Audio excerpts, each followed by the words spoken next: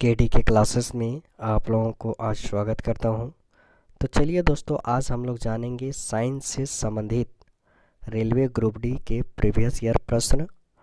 तो दोस्तों, आप लोगों को वीडियो अच्छा लगे तो वीडियो आप लोग लाइक सब्सक्राइब के साथ साथ ज़्यादा से ज़्यादा शेयर कर ले।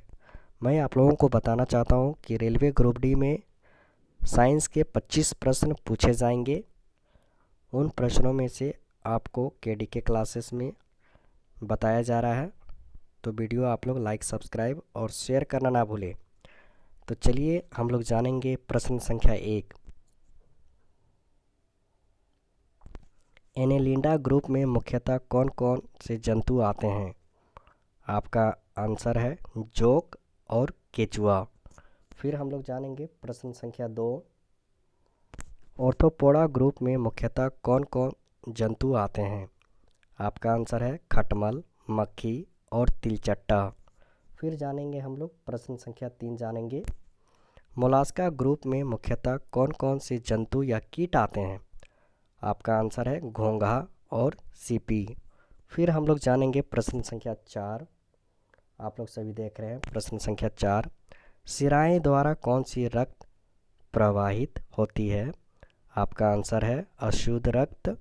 फिर हम लोग जानेंगे प्रश्न संख्या 5 जानेंगे। प्रश्न संख्या 5 आप लोग सभी देख रहे हैं। धमनी द्वारा कौन सी रक्त प्रवाहित होती है? शुद्ध रक्त। फिर हम लोग जानेंगे प्रश्न संख्या 6 जानेंगे। पेट्रोलियम किस प्रकार की चट्टानों में पाया जाता है? आपका आंसर होगा अवसादी चट्टानों में। फिर हम लोग जानेंगे प्रश्न संख्या 7 जानेंगे। एथेनॉल के अत्यधिक सेवन से कौन सा अंग प्रभावित होता है? आपका आंसर होगा यकृत। फिर हम लोग जानेंगे प्रश्न संख्या 8 जानेंगे। तत्कालिक शक्ति के लिए धावकों को कौन सा पदार्थ दिया जाता है? आपका आंसर है ग्लूकोज। ग्लूकोज का मैं फॉर्मूला बता दे रहा हूँ, C6H12O6। सभी नोट्स बनाएंगे। आप लोग जितने भी प्रश्न देख रहे हैं ये सारे ग्रुप डी प्रश्न हैं, ठीक है। फिर हम लोग जानेंगे प्रश्न संख्या 9 जानेंगे। एथलीट फुट नामक रोग किससे होता है? आपका आंसर है कवकों से। फिर जानेंगे हम लोग प्रश्न संख्या 10 जानेंगे। दम्मा नामक रोग किससे होता है? आपका आंसर है कवकों से। फिर जानेंगे हम लोग प्रश्न संख्या 11 जानेंगे। मलेरिया के उपचार की दवा किस स्रोत से प्राप्त किया जाता है? आपका आंसर होगा सिनकोना वृक्ष से।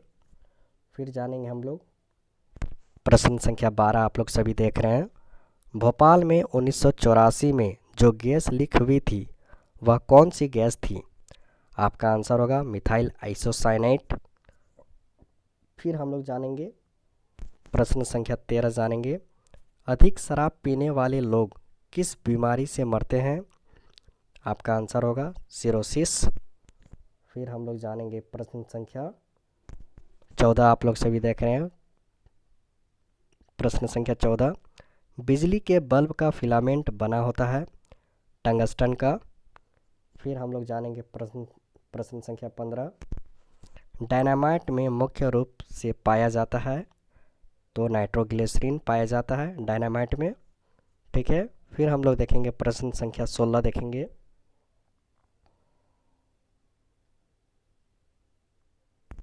टाइफाइड रोग में मानव शरीर का कौन सा अंग प्रभावित होता है? आपका आंसर होगा आंत। फिर हम लोग जानेंगे प्रश्न संख्या 17 जानेंगे। किसके इलाज में कीमोथेरेपी का प्रयोग किया जाता है? आपका आंसर होगा कैंसर। फिर हम लोग जानेंगे प्रश्न संख्या 18 जानेंगे। रक्त समूह में कौन सा यूनिवर्सल डोनर कहलाता है? आपका ओ ग्रुप, ठीक है, यूनिवर्सल डोनर कहलाता है। उसके बाद हम लोग जानेंगे प्रश्न संख्या 19। आप लोग सभी देख रहे हैं प्रश्न संख्या 19 बहुत ही इम्पोर्टेंट है ना। एक लैंप की बत्ती में तेल ऊपर चढ़ जाता है, इसका क्या कारण है? आपका आंसर होगा केशुकत्व क्रिया के कारण। फिर हम लोग जानेंगे वायुमंडलीय दाब की माप किससे होती है।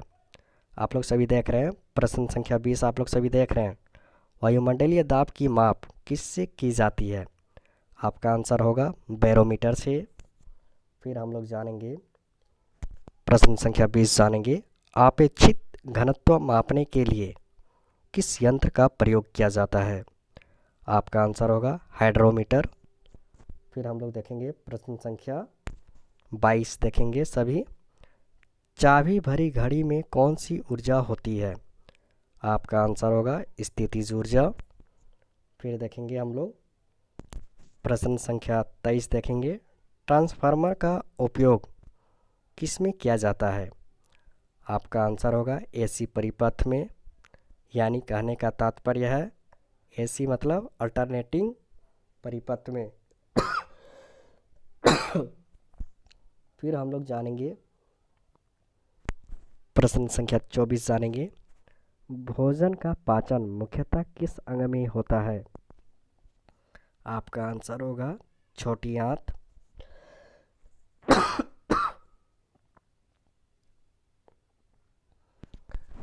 प्रश्न संख्या 20 देखेंगे सभी प्रश्न संख्या 25 देखेंगे हम लोग किस अम्ल का उपयोग शीशा संचायक बैटरी में किया जाता है।